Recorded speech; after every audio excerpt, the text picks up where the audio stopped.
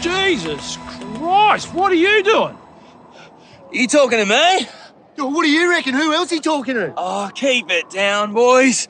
I'm still a bit hungover after last night. Yeah, that Last Supper nearly was me Last Supper.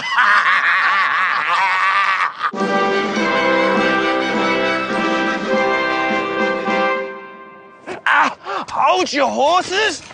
I'm doing all the heavy lifting here. Anyway, what's this bloody cross business about? Oh, they're going to take me up the top of this hill and whack me up on it. What are they going to use? Nails. You're kidding. What? No, they're going to nail me up there, and get this, they've only got 3 nails. Hang on a sec. If you're getting nailed to the cross, you won't be able to play on Saturday. Oh, Jesus, mate! We're going to get crucified! Sorry, guys, I can't help. I need a miracle to get me out of this. Hang on, I got an idea. Righto, you blokes. Bring it in, that's it. Come on, up you come. Now, down tools. Unfortunately, I'll have to shut yous down for an unsafe work site. Righto? See this wooden strut and crossbeam? Okay, it's not up to code. You know? Pays to be in the union. So, what say we have an extended smoko? And Jesus, Yeah? how's about you turn some water into wine? Be happy to.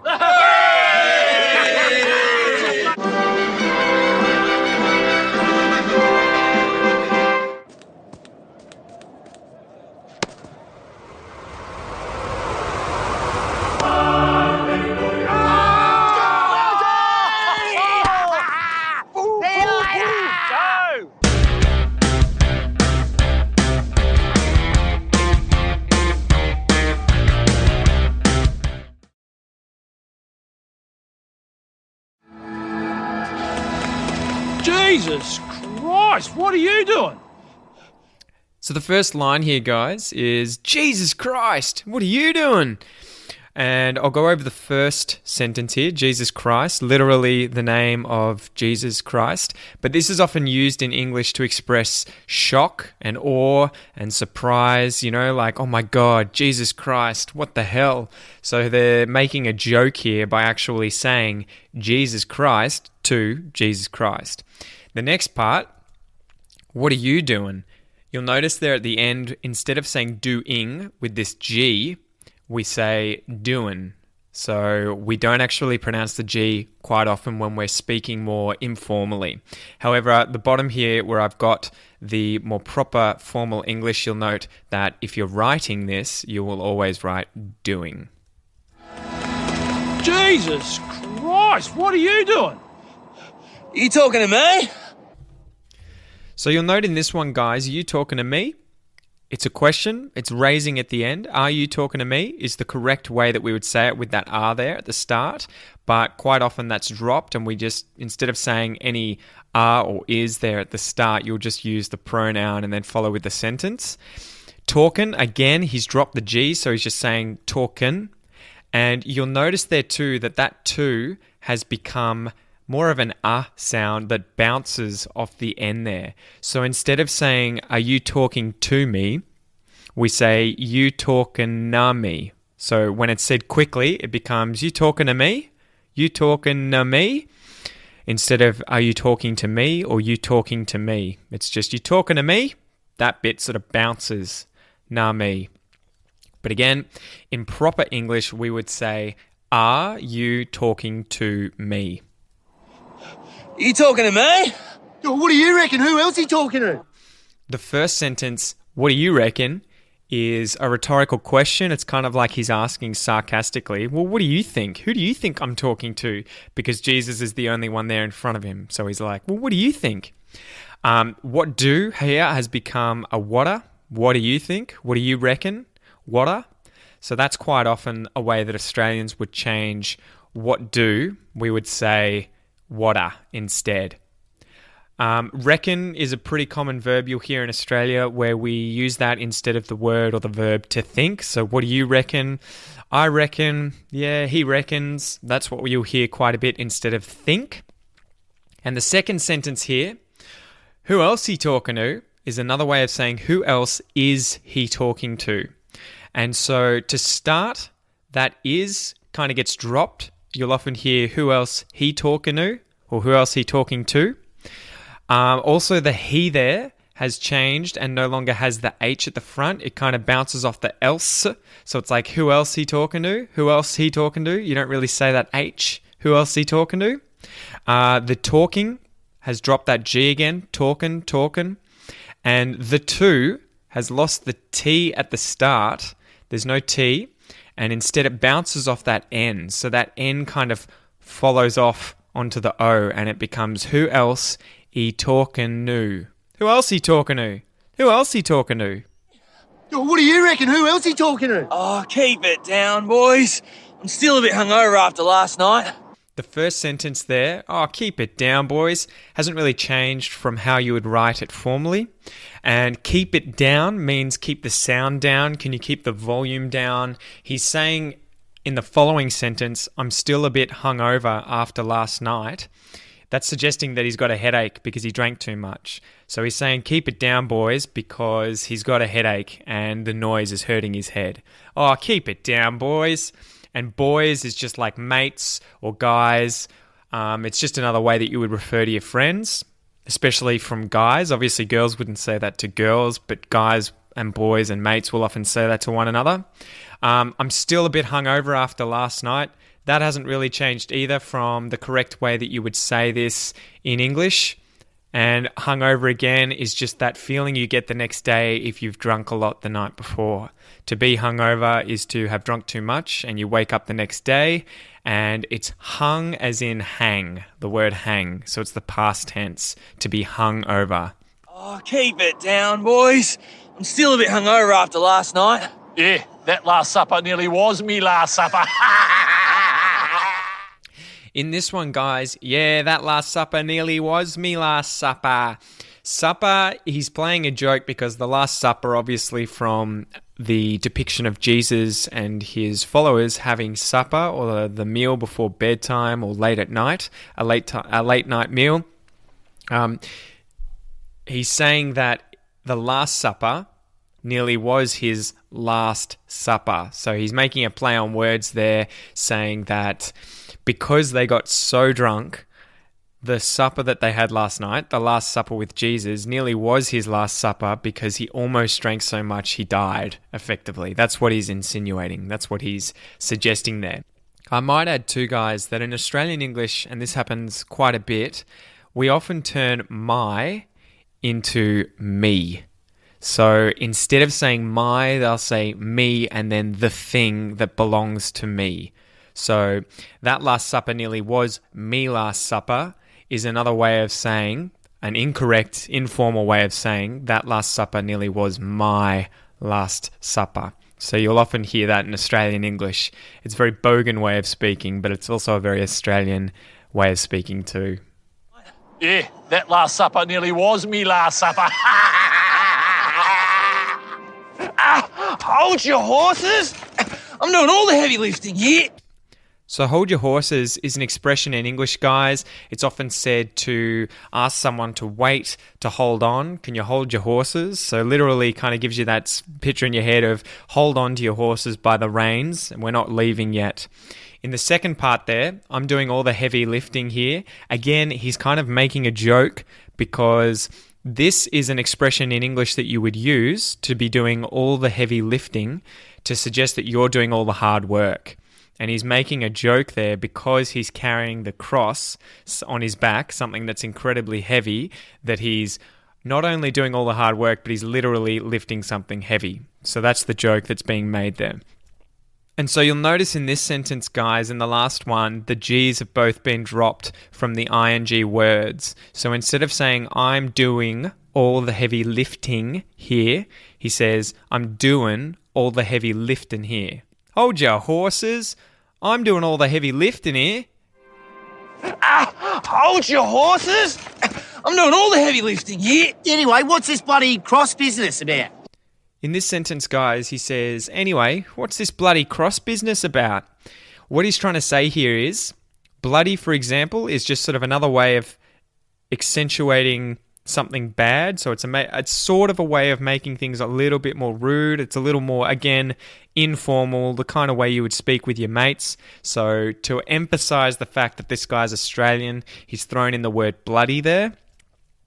Cross, he's talking about the cross that Jesus is bearing. And when he says business, cross business, he means sort of like, why are you carrying the cross? What's the excuse? What's the reason? What is the thing related to why is this happening? What's the business here? Tell me about why you're carrying this cross. So that's why he says, what's this bloody cross business about? So it's sort of asking him, can you tell me why you're carrying this cross? Anyway, what's this bloody cross business about? Oh, they're going to take me up the top of this hill and whack me up on it. So there's quite a few things happening in this sentence, guys. The first being going to has turned into gonna. Instead of going to, it's become gonna. They're gonna take. After that, he says, they're gonna take me up the top of the hill. Quite often in Aussie English, we drop that to in those sorts of things, especially if you're speaking a lot more informally, a lot more colloquially with your mates. You'll say, he's taking us up there instead of he's taking us up to there. He's taking us up and then the location without that preposition to. So he's taking us up top of the hill. The and there has kind of dropped that D. So they're not really saying the D. He's saying instead, up the top of this hill and whack me up on it. And whack me up on it. But it's and if you were to speak properly. Also, whack me up on it. He's talking about whacking himself up on it, getting put on it. So quite a bit in Australian English, we use the verb to whack when we're talking about putting something. So we could use whack to mean, can you whack some clothes on? Can you put some clothes on? Can you whack a new paint job on the wall in the house? Would mean, can you put some more paint on? Can you whack on another layer? Can you paint another layer of paint on there? Can you whack these planks of wood on the back of your car and bring them to my house? That's like, can you put them in the back of your car and bring them to my house? So that's to whack. We often use the verb to whack to mean to put. Oh, they're going to take me up the top of this hill and whack me up on it. What are they going to use? Nails. In this sentence, it's a good example of gonna again. So instead of saying going to, they've said gonna. What are they going to use? What are they going to use? And instead of saying what are, it kind of gets shortened to what are. What are. What are they going to use? What are they going to use? But if you were to write this, it's always going to be what are they going to use? What are they going to use? What are they going to use? Nails. So nails doesn't really change in this case, guys. It's just the little sharp iron tools that you use to sort of hammer into two bits of wood to keep them together. Use nails. You're kidding. What? So you're kidding is kind of used to say you're joking, you can't be serious, that can't be true. And the other guy just says, what? So that's just another way of asking someone to sort of clarify. It's like, what? You can't be serious. You got to be kidding. You're kidding. What? No, they're going to nail me up there. And get this, they've only got 3 nails. So in this one, guys, he said nah, as in he's not kidding. It's not a joke. He's serious. They're going to use nails. Again, he said instead of going to, it's become gonna. So instead of going to, they're gonna nail me up there, not they're going to nail me up there. And at the end there, when he says, and get this, we often use get or to get something, as in to understand something, to realize something, to know what's happening. So he's saying, and get this, sort of like he's introducing the next point. You're never going to believe this. Get this. And the point is, they've only got 3 nails. So it's kind of like, that's all they have. That's a bit of a joke. So they're going to use 1 nail on each hand and 1 on his feet. No, they're going to nail me up there. And get this, they've only got 3 nails. Hang on a sec. If you're getting nailed with a cross, you won't be able to play on Saturday. So we often say hang on a sec or hang on a min or hang on a moment, and the sec is just short for second, and the same in the case of min, it's short for minute. And in the second part there, instead of saying if you're getting nailed to the cross, he says if you're getting nailed to the cross, so that G at the back of getting has become dropped. It's been chucked away and it's only getting. So the G's been dropped and it's getting. Nailed to the cross, you won't be able to play on Saturday. So instead of saying won't to with the T there at the end, he's actually just dropped the T and he's saying you won't be able to play on Saturday. That's another common thing that we say. I think in all kinds of English, you'll just hear won't. It's sort of dropped off. We don't sort of say anything after the T. We don't aspirate it. So we don't say won't to, we just say won't. So that T's been dropped. And you'll also hear him turn the to, be able to play on Saturday, into be able to play on Saturday. Be able to play on Saturday. Be able to play on Saturday. And so what he's talking about here too, with the playing on Saturday, it suggests that he's going to be playing in some sort of a team sport. So like a football match, a soccer match, could be any sort of sport that involves him with those guys. And most sports like that are played on the weekends, on Saturdays in Australia. Hang on a sec. If you're getting nailed with a cross, you won't be able to play on Saturday. Oh, Jesus, mate! Then they say together, oh, Jesus, mate. And again, this is kind of a joke because we could say like Jesus Christ, as in shock and awe or surprise. You could just say, oh, Jesus. So it's making a joke again because that is actually Jesus. They're saying, oh, Jesus, mate. Oh, Jesus, mate! We're going to get crucified! After that, they say we're going to get crucified. Again, that G has been dropped as well as the to, and it's just gonna. Instead of going to, it's gonna get crucified. To get crucified in this example is actually an expression that's quite often used in English, to be crucified for something or to get crucified.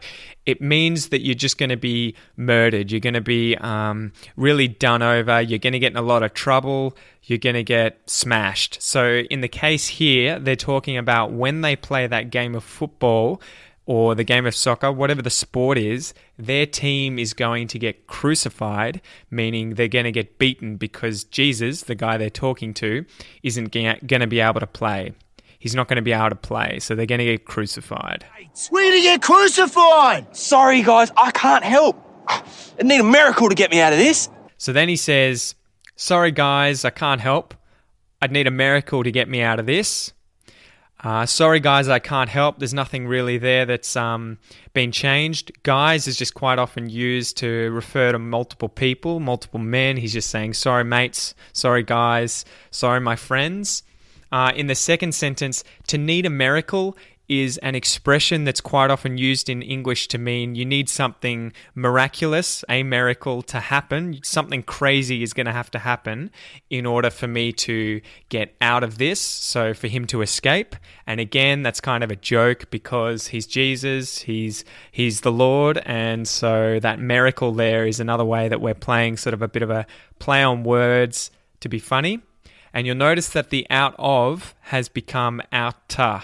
Out of this. Out of this has become out to this. So, sorry guys, I can't help.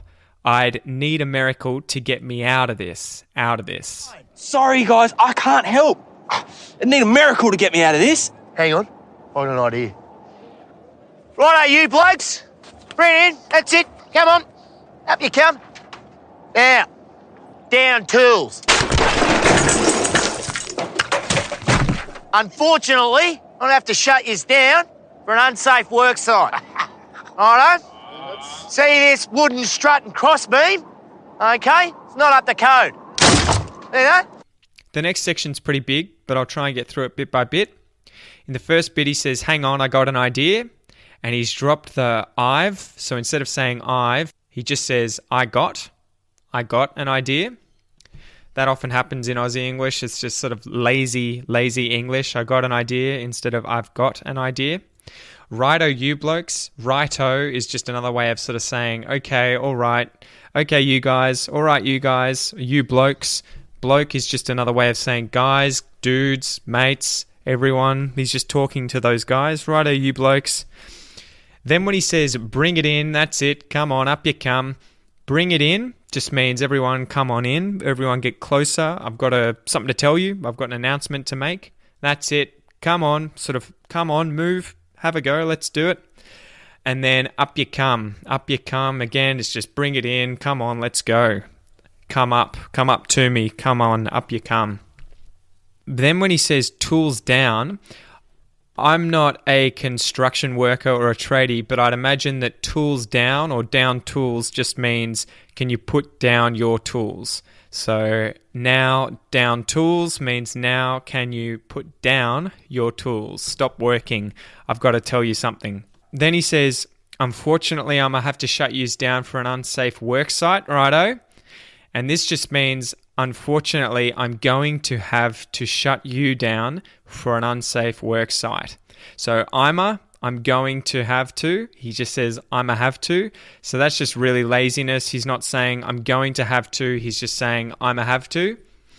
Use is just, again, very lazy bogan English that you would use in Australia where instead of just using you plural, in order to make it really obvious that he's talking to multiple people, Australians sometimes add that S on the end of you and say use instead. So I'm going to have to shut yous down.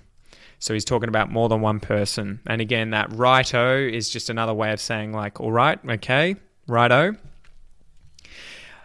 Then in that last sentence where he says, see this wooden strut crossbeam, he's talking about the cross itself, and it's a wooden strut crossbeam. It's two beams of wood that are across one another.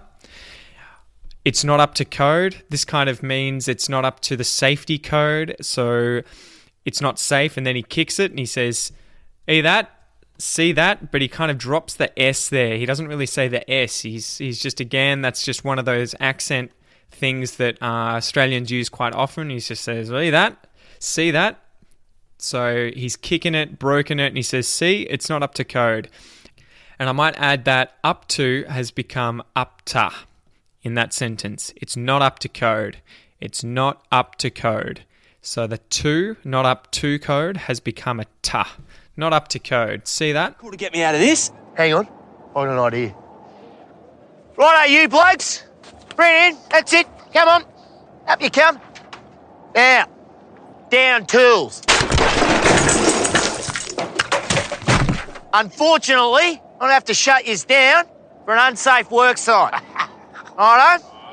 See this wooden strut and crossbeam? Okay? It's not up to code. See that? Pays to be in the union. So in this one, guys, you'll notice again, pays to be in the union. He's dropped the very first part as it pays to be in the union, and he just starts straight away with that verb, pays. And what this means in this example, to pay to be in something, it just means that it's good. So it pays off. It's really good. You'll do well if you're in the union. So instead of literally meaning it'll give you money, it just means that you'll get returns, you'll do well. It'll pay you not in money, but you'll just be well off. You'll be better off. And the union, as a bit of Australian history, the union is the Australian Workers' Union, and it's an organisation that takes care of Australian workers or looks out for them and sort of is a go-between between workers and their employees and vice versa. But in this case, he's saying it pays to be in the union because the guy who came along and said, look, guys, I'm going to have to shut yous down because you've got an unsafe work site. And then he says, see this crossbeam? It's not up to code. He's pretending to be someone from the union who's come and, say, inspected the work site for safety, seeing if there's any issues, and he said it's not up to code, so the crossbeam is obviously unsafe, and he's saying, I'm going to have to shut you guys down. So he's saying to the employer that you can't keep these workers working under this condition. And that's why that guy at the end there says, see, it pays to be in the union. Because we were in the union, the guy came in, shut the worksite down, and now Jesus doesn't have to be crucified. Pays to be in the union. No. What say we have an extended smoko and Jesus? So the next one is, so, what say we have an extended smoko and Jesus? The first part here is saying, what say? That's sort of a suggestion, like, what do you say? What do you think? What do you think if we have an extended smoko? And a smoko is just an Australian slang term for smoke break, or a pause in the day, somewhere in the day where you get 5 minutes off to go have a smoke or a cigarette in between working. Yeah? How's about you turn some water into wine? Yeah, I don't think I have to explain. That's pretty obvious. He's just responding like, and Jesus? And he's saying, yeah, how's about you turn some water into wine? How's about is kind of like what say or what do you think about? It's suggesting, what do you think if, how's about you do this? He's suggesting to Jesus that he turn some water into wine. And you'll notice there that instead of saying into, he says into wine. And again, this is just one of those Australian pronunciation changes when we speak a little more quickly. So instead of saying, how's about you turn some water into wine, it becomes, how's about you turn some water into wine. Yeah? How's about you turn some water into wine? Be happy to. After that, Jesus comes in and says, be happy to. And this is, like we've seen before, one of those examples where the first part of the sentence has been chopped off, and instead of saying I would be happy to or I'd be happy to, he just says be happy to. And it's one of those examples in English where, because it's so obvious that he's talking to Jesus and just asked Jesus what he thinks, what's your response to this, Jesus doesn't need to use the pronoun I to show that he's talking about himself. Be happy to.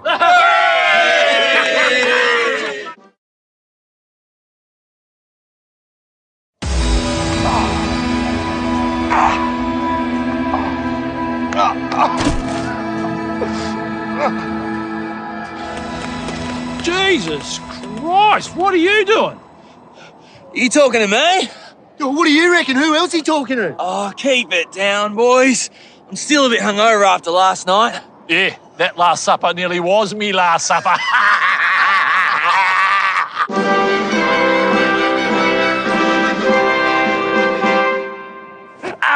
Hold your horses. I'm doing all the heavy lifting here. Anyway, what's this bloody cross business about? Oh, they're going to take me up the top of this hill and whack me up on it. What are they going to use? Nails. You're kidding. What? No, they're going to nail me up there, and get this, they've only got 3 nails. Hang on a sec.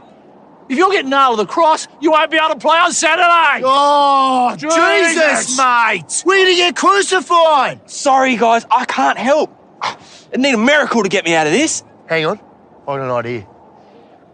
Righto, you blokes. Bring it in, that's it. Come on, up you come. Now, down tools. Unfortunately, I'm going to have to shut you down for an unsafe work site. Righto?